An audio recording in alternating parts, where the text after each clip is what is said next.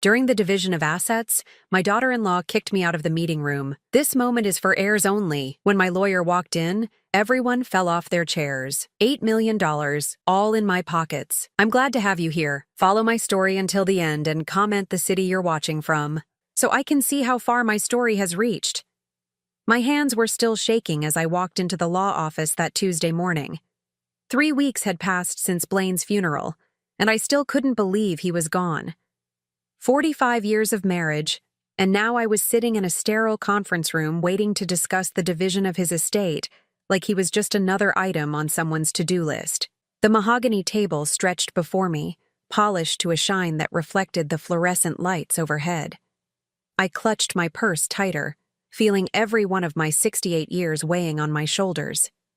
Byron arrived first, my only son looking uncomfortable in his pressed suit. He gave me a weak smile, but didn't sit beside me. Instead, he chose a chair across the table. "Morning, Mom," he mumbled, avoiding my eyes. Before I could respond, Ainsley swept into the room like she owned the place. My daughter-in-law had always carried herself with an arrogance that made my skin crawl, but today it was worse. She wore a black designer dress that probably cost more than most people's monthly salary. Her blonde hair pulled back in a severe bun that made her sharp features look even more predatory. "Byron, darling," she cooed, placing a manicured hand on his shoulder. She glanced at me briefly, her blue eyes cold as winter ice. "Maureen." The way she said my name made it sound like a disease. I forced a smile and nodded, determined not to let her see how much her presence unsettled me. Blaine had always handled Ainsley, somehow managing to keep the peace between us. Without him as a buffer, I felt exposed and vulnerable. Mr. Henderson, Blaine's longtime attorney, entered with his briefcase and a stack of papers. He was a kind man in his 70s who had helped Blaine with business matters for over 2 decades. His face was somber as he took his seat at the head of the table. "Thank you all for coming," he began, adjusting his glasses. "I know this is a difficult time, but we need to address Blaine's final wishes regarding his estate." Ainsley leaned forward, her eyes gleaming with anticipation. "Of course. We're ready to hear everything." Something in her tone made my stomach twist. The way she said "we," as if I wasn't even in the room. I shifted uncomfortably in my chair, suddenly feeling like an intruder in my own life. Mr. Henderson cleared his throat and began reading from the will. As he went through the legal language, I found myself studying my son's face. Byron had Blaine's strong jaw and dark eyes, but where his father had been warm and decisive, Byron seemed weak and easily influenced. When had he changed? When had he stopped being the little boy who used to crawl into my lap when thunderstorms scared him? "The primary residence on Maple Drive," Mr. Henderson continued, "along with the vacation property in Colorado, will be—" "Excuse me," Ainsley interrupted, her voice sharp as a knife. She turned to look directly at me, her expression hardening. "I think there's been a misunderstanding here." I blinked, confused. "What do you mean?" Ainsley stood up slowly, her chair scraping against the floor. The sound sent chills down my spine. "This meeting is for heirs only, family members who actually have a legal right to Blaine's estate." The words hit me like a physical blow. I felt the color drain from my face as the implication sank in. "I'm his wife," I whispered, my voice barely audible. "Were," Ainsley corrected, her smile cruel and satisfied. "You were his wife, but now you're just someone who happened to live in his house. This discussion is about real inheritance, about people who matter in the family business." I looked desperately at Byron, waiting for him to defend me, to tell his wife she was wrong. Instead, he stared down at his hands, his jaw tight with what looked like embarrassment. Not embarrassment for his wife's cruelty, but embarrassment for me. "Byron," I pleaded, my voice cracking. "Please." He finally looked up, but his eyes held no warmth, no recognition of the woman who had raised him, who had sacrificed everything for his future. "Maybe it would be better if you waited outside, Mom. This is really about the business assets and property transfers." The betrayal cut deeper than any physical pain I'd ever experienced. My own son, the child I'd carried for 9 months, had nursed through midnight fevers, had cheered for at every little league game, was throwing me out like yesterday's garbage. Mr. Henderson looked appalled. "Now wait just a minute," Mrs. Holloway has every right to be here. As Blaine's widow, she's entitled to what? Ainsley snapped. She never worked a day in the family business. She never contributed anything except spending Blaine's money on her little hobbies. The real inheritance belongs to the people who actually built something. I stood on trembling legs, my whole body shaking with humiliation and rage. The room felt like it was spinning around me. 45 years of marriage reduced to nothing. A lifetime of love and partnership dismissed like I was some kind of gold digger. "Fine," I managed to say, my voice stronger than I felt. "I'll wait outside." As I walked toward the door, I heard Ainsley's satisfied laugh behind me. "Good. Now we can have a real conversation about the family's future." I closed the door behind me and stood in the hallway, my back pressed against the wall. The secretary at the front desk looked at me with sympathy, but I couldn't bear her pity. I stumbled to the bathroom and locked myself in a stall, finally allowing the tears to come. What had I done wrong? How had I become such a stranger to my own son? I drove home in a daze, my hands gripping the steering wheel so tightly my knuckles were white. The familiar streets of our neighborhood blurred past as tears continued to stream down my face. When I finally pulled into the driveway of the house Blaine and I had shared for over 3 decades, I sat in the car for several minutes, unable to face going inside. The silence in the house was deafening. Everything reminded me of Blaine, his reading glasses still on the kitchen counter, his coffee mug in the sink, the newspaper folded to the crossword puzzle he'd never finished. But now those memories were tainted by what had happened at the law office. Had he known? Had he secretly agreed with Ainsley that I didn't deserve to be part of his legacy? I made myself a cup of tea with shaking hands and sat at the kitchen table where Blaine and I had shared thousands of meals together. The events of the morning played over and over in my mind like a terrible movie I couldn't turn off. Ainsley's cruel smile, Byron's refusal to look at me, the way they'd spoken about me like I was invisible. My thoughts drifted back to when Ainsley first came into our lives 5 years ago. Byron had been 32 then, successful in his own right as a marketing executive, but still searching for something. When he brought Ainsley home for the first time, I'd tried so hard to like her. She was beautiful, polished, and came from a wealthy family with connections in all the right places. But there had been signs from the beginning. The way she'd looked around our house during that first dinner, her eyes cataloging everything like she was taking inventory. How she'd ask pointed questions about Blaine's business, his investments, his plans for retirement. I'd mentioned my concerns to Blaine, but he'd brushed them off. "You're being paranoid, Maureen," he'd said, wrapping his arms around me as we cleaned up after one of Ainsley's visits. "She's just curious about the family she's marrying into.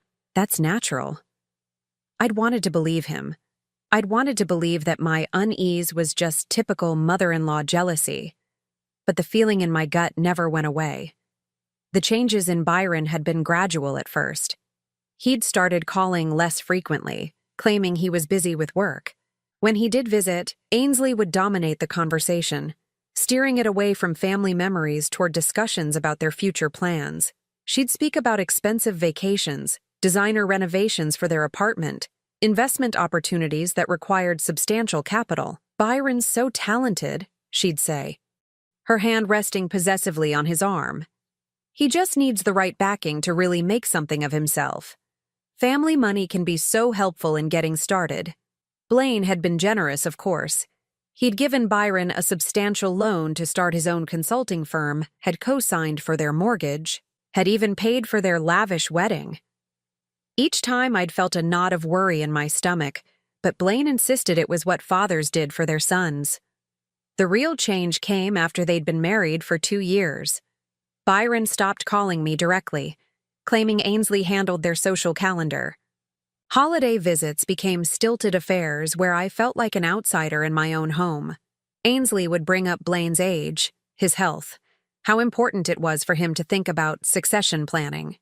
"You've worked so hard all these years," she'd tell him during one particularly uncomfortable Christmas dinner. "You deserve to relax and let the younger generation take over. Byron's ready to step up." I'd caught Blaine's eye across the table, seeing my own concern reflected there. But when I tried to talk to him about it later, he'd grown defensive. "She's not wrong, Maureen. I am getting older. Maybe it is time to think about passing more responsibility to Byron." The changes accelerated after that. Byron started coming to the office more frequently, inserting himself into business decisions.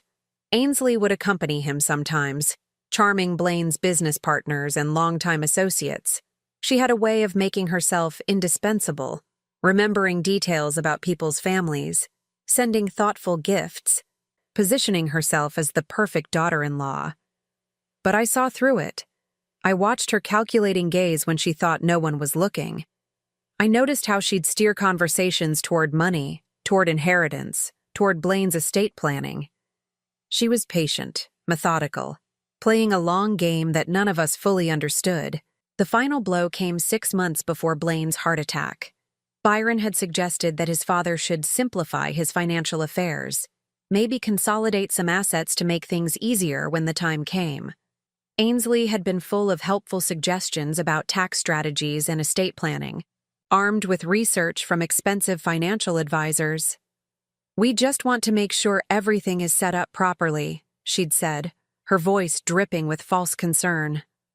"So Maureen doesn't have to worry about complicated financial matters when she's grieving." Even then, she'd been planning to exclude me.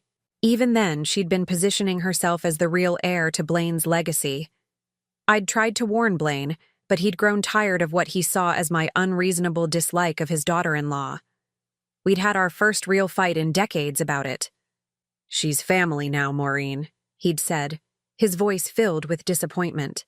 "I need you to try harder to accept her." But accepting her would have meant accepting my own erasure from the family I'd helped build. And now, sitting alone in my kitchen, I realized that maybe I'd failed to do exactly that. My phone buzzed on the table, a text from Byron. "Mom, we need to talk. Ainsley thinks it would be best if we handled Dad's affairs without getting you too involved. It's just too stressful for someone your age." I stared at the message until the words blurred together. Someone my age. As if grief had expiration date. As if love could be measured in years instead of depth. I'd lost my husband, but somehow I'd lost my son long before that. 3 days passed before I could bring myself to enter Blaine's study. The room still smelled like his cologne, and the leather-bound books he loved so much. His desk was exactly as he'd left it, papers scattered across the surface. His favorite pen lying open beside an unfinished letter to our insurance company. I'd been avoiding this room, afraid of the memories it would bring back, but Byron's text message had lit a fire in me that I couldn't ignore. If they thought I was just some helpless old woman they could push aside, they were about to learn otherwise. I started with the obvious places first. Blaine had always been meticulous about his record-keeping, filing away important documents in labeled folders. But as I searched through his desk drawers and filing cabinets, I noticed something strange. Many of the files seemed incomplete, as if certain documents had been removed. The insurance papers were there, along with warranties for household items and correspondence with various service providers. But the financial documents, the investment records, the business partnerships, those files were either missing or contained only partial information. My heart began to race. Had someone already been through Blaine's papers? Had Byron and Ainsley taken what they wanted during those visits when they'd claimed to be helping Blaine organize his affairs? I was about to give up when I remembered something Blaine had told me years ago. He'd installed a safe in the basement during the renovation, hidden behind a false wall in his workshop. He'd mentioned it casually, joking that every man needed a place to hide his secret treasures from his wife. The basement workshop was Blaine's sanctuary, filled with woodworking tools and half-finished projects. I'd rarely ventured down there, respecting his need for a space that was entirely his own. Now, searching behind his workbench, I found what looked like an ordinary panel of drywall, but when I pressed against it, it gave way slightly. My fingers found a hidden latch, and the panel swung open to reveal a large wall safe. The digital display blinked red, waiting for a password. I stared at it for several minutes, my mind racing through possibilities. Blaine had always been sentimental about certain dates and numbers. I tried our wedding anniversary first. Nothing. Byron's birthday. Nothing. Then, I remembered something. The coordinates of the spot where Blaine had proposed to me. A scenic overlook during our first trip together. He'd had them engraved inside my wedding ring as a surprise. The safe clicked open. Inside were dozens of folders, bank statements, investment records, and legal documents I'd never seen before. But what caught my attention immediately was a manila envelope with my name written across it in Blaine's distinctive handwriting. My hands trembled as I opened it. "My dearest Maureen," the letter began, "if you're reading this, then I'm gone, and I suspect things aren't going as smoothly as I'd hoped." I sank onto a dusty stool, my eyes devouring every word. "I've been watching Byron change over the past few years, and I've grown increasingly concerned about Ainsley's influence over him. I see the way she looks at our life, our assets, like she's already dividing everything up in her mind. I've seen her steering conversations toward inheritance and estate planning with a skill that would make a con artist proud." The letter continued for 3 pages, detailing Blaine's growing suspicions about Ainsley's motives and his disappointment in Byron's weakness. But more importantly, it outlined steps he'd taken to protect me. "I've transferred the majority of our liquid assets into accounts that only you can access," he wrote. "The lake house is already in your name, as are the rental properties downtown. What Byron and Ainsley think they're inheriting is only a fraction of what we actually built together." My hands were shaking so violently I could barely hold the letter. There were account numbers, contact information for lawyers I'd never heard of, detailed instructions for accessing investments I didn't even know existed. "I'm sorry I had to do this in secret, my love. I didn't want you to worry, and I kept hoping Byron would come to his senses. But I couldn't risk our life's work falling into the wrong hands. You earned every penny of this through 45 years of love, sacrifice, and partnership. Don't let anyone convince you otherwise." At the bottom of the letter was a business card for Margaret Chen Esken, with a handwritten note, "Call her immediately. She has instructions to help you." I sat in that dusty basement for another hour, going through the documents Blaine had hidden away. Bank statements showing accounts with my name as the sole beneficiary. Real estate deeds with my signature that I didn't remember signing. Investment portfolios worth millions that I'd never heard of. Blaine had been protecting me for years, quietly transferring assets and restructuring our finances while I went about my daily life, trusting him to handle the complicated business matters. He'd known this day would come, and he'd prepared for it. When I finally climbed the stairs back to the main floor, I felt different. The crushing weight of helplessness was gone, replaced by something I hadn't felt in years: power. I called Margaret Chen's office immediately. Her secretary put me through right away, as if she'd been expecting my call. "Mrs. Holloway?" Margaret's voice was warm but professional.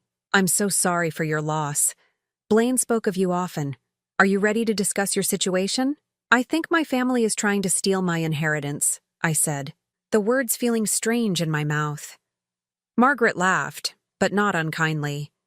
"From what Blaine told me, I think it's more accurate to say they're about to discover they never had any inheritance to steal." We scheduled a meeting for the next morning. As I hung up the phone, I felt something I hadn't experienced since Blaine's death: hope.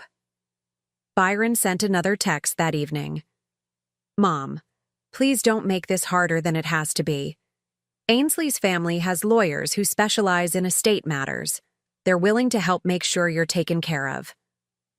I stared at the message for a long time before typing my response. "Don't worry about me, son. I'm being taken care of better than you know." The next morning, I would learn exactly how well Blaine had taken care of me. And then Byron and Ainsley would discover that underestimating a grieving widow had been their biggest mistake. Margaret Chen's office was everything Blaine's old attorney's wasn't: modern, efficient, and filled with an energy that made me feel like I was finally in the right place. Margaret herself was a woman in her 50s with sharp eyes and an air of quiet competence that reminded me of myself in my younger years. "Before we begin," Margaret said, settling behind her glass desk, "I want you to understand that your husband was one of the most meticulous men I've ever worked with. When he came to me 3 years ago, he had already identified the problem and was determined to solve it." She opened a thick folder with my name on it. "Blaine told me about the changes he'd observed in Byron and his concerns about Ainsley's influence. He was particularly worried about what would happen to you after his death." I leaned forward, still hardly believing what I was hearing. "He never said anything to me. He didn't want to worry you unless it became necessary. but he also didn't want to leave you vulnerable. Margaret pulled out a financial statement and slid it across the desk. This is what Blaine thought they were inheriting. The numbers on the page showed the family business, the main house, and various accounts totaling about $1.2 million. It was a substantial amount, but not the fortune I knew Blaine had accumulated over decades of careful investing and business deals. And this, Margaret said, producing another document, is what actually belongs to you. My eyes widened as I scanned the page. The numbers didn't make sense at first. Then I realized what I was looking at, and my breath caught in my throat. $8 million. The lake house has been in your name for 5 years, Margaret continued calmly, as if she wasn't describing an amount of money that would change my entire life. The downtown rental properties, the investment portfolio, the savings accounts, all legally yours. Blaine spent 3 years quietly restructuring everything. I stared at the papers, my mind reeling. But how? I never signed anything. Margaret smiled. Actually, you did. Remember those occasional trips to the bank when Blaine said he needed your signature for routine updates to your accounts? Or when he'd bring home papers for you to sign while you were watching television, claiming they were insurance renewals? The memories came flooding back. Blaine occasionally asking me to sign documents while I was cooking dinner or reading a book. I'd trusted him completely, never bothering to read the fine print. I'd had no idea he was systematically transferring our wealth into my name. The business itself, Margaret continued, was restructured as well. Byron thinks he's inheriting a successful company. What he's actually inheriting is a shell corporation with significant debts and obligations. The profitable contracts, the valuable equipment, the real estate the business operates from, that all belongs to separate entities that you control. I felt dizzy trying to process it all. Why would Blaine do this without telling me? Because he loved you, Margaret said simply, and because he was hoping he wouldn't have to. Right up until the end, he believed Byron might come to his senses and treat you with the respect you deserved. This was his insurance policy. She pulled out another folder, but there's more. Blaine was very specific about what should happen if certain conditions were met, and based on what happened at Henderson's office 3 days ago, I'd say those conditions have been fulfilled. My hands were trembling as I opened the new folder. Inside was a detailed plan that Blaine had crafted, complete with contingencies and instructions that showed just how well he'd known his son and daughter-in-law. If Byron sides with Ainsley in excluding you from inheritance discussions, Margaret read from Blaine's notes, then he's demonstrated that he's not capable of managing family assets responsibly. The trust provisions kick in immediately. The trust provisions were devastating. Byron would receive a modest monthly allowance for 5 years, enough to live comfortably, but not lavishly. After that, if he could demonstrate financial responsibility and had repaired his relationship with me, he might be eligible for more substantial support. Ainsley would receive nothing. And if they contest any of this? I asked, though I was almost afraid to hear the answer. Margaret's smile turned predatory. Blaine anticipated that too. Any legal challenge to his arrangements will result in the immediate termination of Byron's allowance and a detailed investigation into their finances during his final years. Let's just say that some of the money Byron received for his business ventures didn't go where he claimed it did. I set the papers down, my head spinning. In the span of an hour, I'd gone from feeling like a powerless widow to discovering I was wealthier than I'd ever imagined. But more importantly, I wasn't helpless anymore. When do they find out? I asked.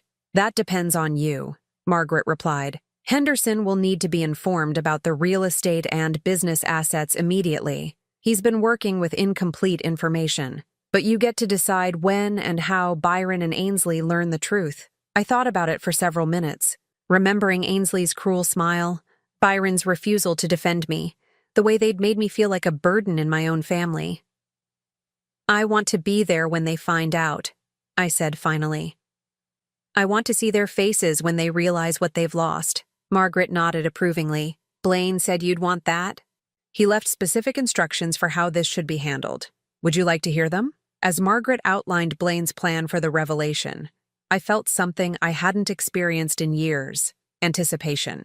My husband had known me better than I'd known myself. He'd understood that I wouldn't want dramatic revenge, but I would want justice. The plan was elegant in its simplicity. Henderson would call another family meeting. ostensibly to correct some oversights in the initial reading of the will. Byron and Ainsley would attend expecting to finalize their inheritance.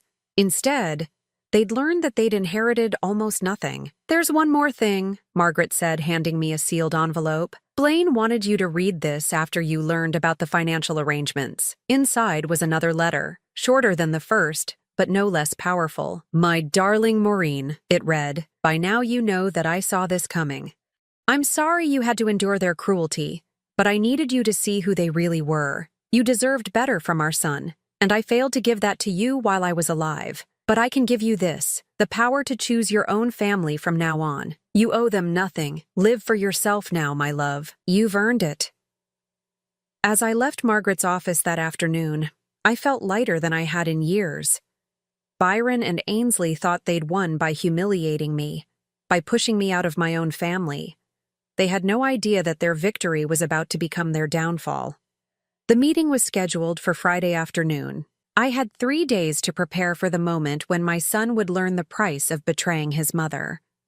I arrived at Henderson's office 15 minutes early on Friday afternoon, my heart beating steadily in my chest.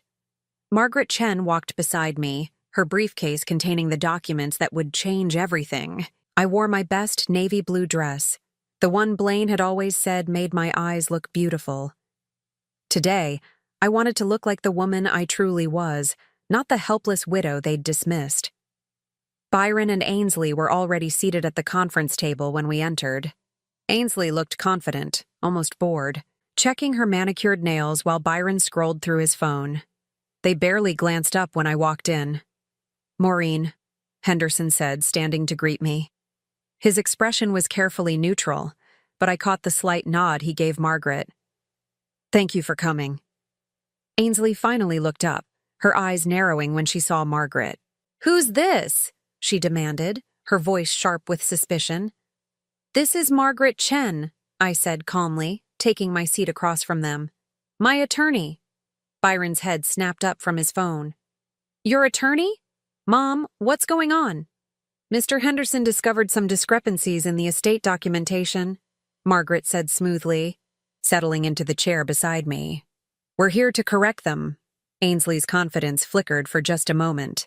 "What kind of discrepancies?" Henderson cleared his throat, looking uncomfortable. "It appears that the initial reading was based on incomplete information. There are additional assets that weren't included in the original will." "Additional assets?" Byron leaned forward, his eyes lighting up with greed. "You mean there's more money?" I watched my son's face, seeing Ainsley's influence written in every greedy expression. When had he become this person? When had money become more important to him than love or loyalty? "In a manner of speaking," Margaret said, opening her briefcase. "But first, we need to address some irregularities in the existing documentation." She placed several folders on the table, each one labeled with different property addresses and account numbers. Ainsley's eyes darted between them, trying to read the labels upside down. "The lake house," Margaret began, "was transferred to Mrs. Holloway's name 5 years ago. It was never part of Blaine's estate." Byron frowned. "That can't be right. Dad always said the lake house would be mine someday." "He may have said that," Margaret replied evenly, "but legally it belongs to your mother." Ainsley sat up straighter, her lawyer instincts kicking in. "We'll need to see the documentation for that transfer."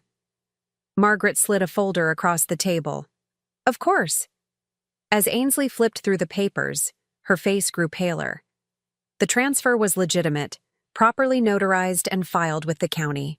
There was no disputing it. "This must be a mistake," Byron said, but his voice had lost its certainty. "Dad wouldn't have done this without telling us." "There's more," Margaret continued, her voice remaining professionally calm. "The downtown rental properties that generate approximately $40,000 per month in income? Also in Mrs. Holloway's name." Another folder slid across the table. Ainsley's hands were shaking now as she examined the deeds. "The investment portfolio with Merrill Lynch, the savings accounts at First National, the bonds and CDs, all legally owned by Mrs. Holloway." With each revelation, I watched the color drain from Ainsley's face. Byron looked confused, like he was trying to solve a puzzle with missing pieces. "I don't understand," he said, his voice small. What does this mean? Margaret pulled out the final folder, the one that would destroy their dreams completely. It means that what you thought you were inheriting was only a small fraction of your father's actual wealth. The bulk of the estate, approximately $8 million, belongs to your mother. The silence in the room was deafening. Ainsley's mouth opened and closed like a fish gasping for air. Byron stared at the papers as if they were written in a foreign language. 8 million, Ainsley whispered. 8 million, Margaret confirmed. The business you thought you were inheriting? It comes with significant debts and obligations that will likely require immediate capital injection to remain viable. The equipment, the profitable contracts, the real estate it operates from, those are all owned by separate entities controlled by Mrs. Holloway. Byron finally found his voice. But that's impossible. Dad would have told me. We talked about succession planning, about my future role in the company. I spoke for the first time since the meeting began, my voice steady and clear. He did plan for your future, Byron. He planned for you to treat me with respect and kindness after his death. Instead, you chose to humiliate me and push me aside. Ainsley's shock was giving way to rage. This is fraud, she hissed. You manipulated a dying man into signing over his assets. Margaret's smile was razor sharp. Feel free to contest it in court, but I should warn you that any legal challenge will trigger certain provisions in the trust documents. Byron's monthly allowance would be immediately terminated, and we'd be required to conduct a full audit of all financial transactions during Blaine's final years. The threat hung in the air like a sword. Byron's face went white because he knew exactly what that audit would reveal. The business loans he'd never paid back, the credit cards Blaine had covered, the lavish lifestyle funded by his father's generosity. Monthly allowance? Byron asked weakly. Your father wasn't completely heartless, I said, surprising myself with how calm I sounded. You'll receive $3,000 per month for the next 5 years. Enough to live comfortably while you figure out how to support yourself. 3,000? Ainsley shrieked. That's nothing. That won't even cover our mortgage. Then perhaps you should consider downsizing, Margaret suggested mildly. Ainsley turned her fury on me, her mask of civility finally slipping completely. You bitter old woman, you've destroyed this family out of spite. I looked at her for a long moment, feeling nothing but pity. I didn't destroy this family, Ainsley. You did. From the moment you decided I was an obstacle to be removed rather than a person to be respected. Byron finally seemed to understand the magnitude of what had happened. Mom, please, we can work this out. I know Ainsley was harsh, but she was just stressed about the estate issues. No, Byron, I said softly. She was showing me exactly who she is, and you were showing me exactly who you've become. I stood up, gathering my purse. The monthly payments will begin next week. If you can prove to me over the next 5 years that you remember how to be my son instead of her husband, we might revisit the arrangement.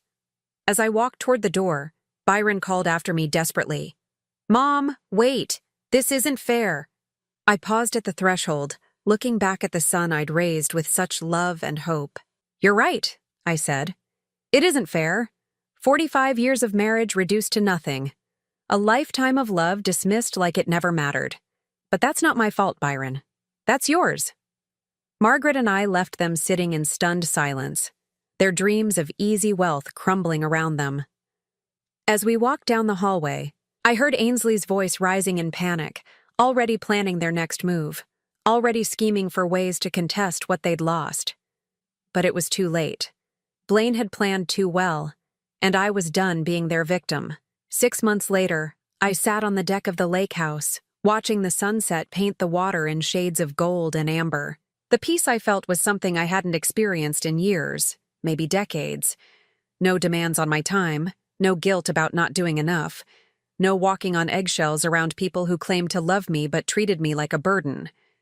The lake house had always been my favorite place, but Blaine and I had rarely spent time here during our later years. Byron and Ainsley had used it more than we did, treating it like their personal vacation home while we stayed behind to manage the responsibilities they created. Now it was truly mine, and I'd spent the past months making it feel like home. I'd hired a local woman, Rosa, who came twice a week to help with cleaning and had become a dear friend. Her grandmother had been Mexican, and she'd taught me to make tamales that reminded me of my own childhood in Texas. We'd sit on this same deck, preparing masa and sharing stories about our families. The transformation hadn't just been to the house. I'd lost 15 pounds without trying, the stress weight that had accumulated during years of family drama simply melting away. I'd started taking painting classes at the community center in town, something I'd always wanted to do but never had time for. My landscapes were amateur at best, but they captured the view from my deck, and that was enough. Margaret called me weekly, updating me on Byron and Ainsley's situation. They'd tried to contest the will, just as Blaine had predicted, but their lawyer had quickly advised them to drop it once he reviewed the documentation. The trust provisions were ironclad, and the threat of the financial audit had terrified Byron into compliance. They'd sold their expensive condo and moved into a modest apartment across town. Ainsley had been forced to take a job at a marketing firm, her first real employment in years. Byron was still struggling to make his business profitable without his father's hidden subsidies. "Have you heard from Byron?" Margaret had asked during our last conversation. "He calls sometimes," I'd admitted, "always when Ainsley isn't around." Those calls were awkward, stilted affairs where Byron would apologize without really understanding what he was apologizing for. He seemed to think that if he said the right words, I would restore his inheritance and everything would go back to the way it was. But I was done pretending that our relationship could return to something it had never really been. The real surprise had come 3 weeks ago when Rosa mentioned that a young man had been asking questions about me at the grocery store in town. "He said he was your nephew," she'd told me, her dark eyes concerned, but something about him didn't seem right. I'd known immediately it was Byron, probably sent by Ainsley to assess my lifestyle and look for weaknesses they could exploit. The thought that they were having me watched should have frightened me, but instead it filled me with a strange sense of satisfaction. They were still playing games while I was finally living my life. My phone rang now, interrupting my peaceful evening. Byron's name appeared on the screen, and for once, I felt ready to talk to him. "Hello, Byron. Mom." His voice sounded tired, older somehow. "How are you?" "I'm well. How are you and Ainsley adjusting to your new situation?" There was a long pause. "It's been hard. Ainsley's angry all the time. She blames me for not fighting harder for the inheritance." I said nothing, letting him fill the silence. "She wants me to hire a private investigator to look into Dad's financial dealings before he died. She thinks there might be grounds to challenge the trust based on undue influence or something." "And what do you think?" I asked, surprised by how little his words affected me. "I think Dad knew exactly what he was doing." Byron's voice cracked slightly. "I think he saw what I was becoming and tried to protect you from it. It was the first honest thing he'd said to me in years." "I've been thinking about what you said that day at the lawyer's office," he continued, "about remembering how to be your son instead of her husband." "And?" "I don't know if I remember how. It's been so long since I thought about what you might want or need. Ainsley has opinions about everything, and it was easier to just go along with her than to think for myself." I closed my eyes, feeling a familiar ache in my chest. This was the Byron I remembered. The little boy who used to come to me when he was confused or scared. But he was 40 years old now, and some lessons couldn't be unlearned overnight. "What do you want from me, Byron?" I asked gently. "I want to see you," he said. "Not to talk about money or inheritance or any of that. I just want to sit with my mother and remember who I used to be." The request surprised me. In all his calls over the past months, he'd never simply asked to spend time together. "Ainsley would have to stay home," I said finally. "I know. She wouldn't want to come anyway. She's pretty angry with both of us right now." I found myself smiling. "Both of us? She blames me for not being strong enough to control you. Apparently, I should have been able to manipulate you into giving us the money." The honesty in his voice gave me hope. Maybe there was still something salvageable in our relationship after all. "You can come for dinner Sunday," I said. "But Byron, I need you to understand something. I'm not the same woman I was 6 months ago. I'm not going to pretend to be grateful for scraps of attention from my own son. If you want a relationship with me, it has to be real." "I understand," he said quietly. "Mom, I'm sorry. For all of it. I know that doesn't fix anything. but I needed you to know. After we hung up, I sat in the gathering darkness for a long time. Maybe Byron would remember how to be my son again. And maybe he wouldn't. Maybe his marriage to Ainsley would survive the loss of easy money.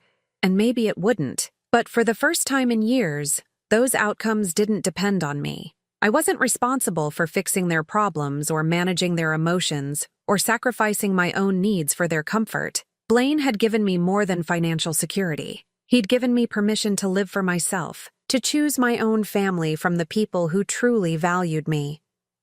Rosa had invited me to her daughter's quinceañera next month. The painting instructor had asked if I'd be interested in helping with the beginner's class. There were possibilities ahead of me that had nothing to do with being someone's mother or widow. I went inside and poured myself a glass of wine, then returned to the deck to watch the stars emerge over the lake. Tomorrow I would start planning the menu for Sunday's dinner with Byron. But tonight, I was simply a woman at peace, finally free to discover who she was when nobody needed anything from her. The lake whispered against the shore, and for the first time in decades, I whispered back. Now I'm curious about you who listened to my story. What would you do if you were in my place? Have you ever been through something similar? Comment below. And meanwhile, I'm leaving on the final screen 2 other stories that are channel favorites, and they will definitely surprise you. Thank you for watching until here.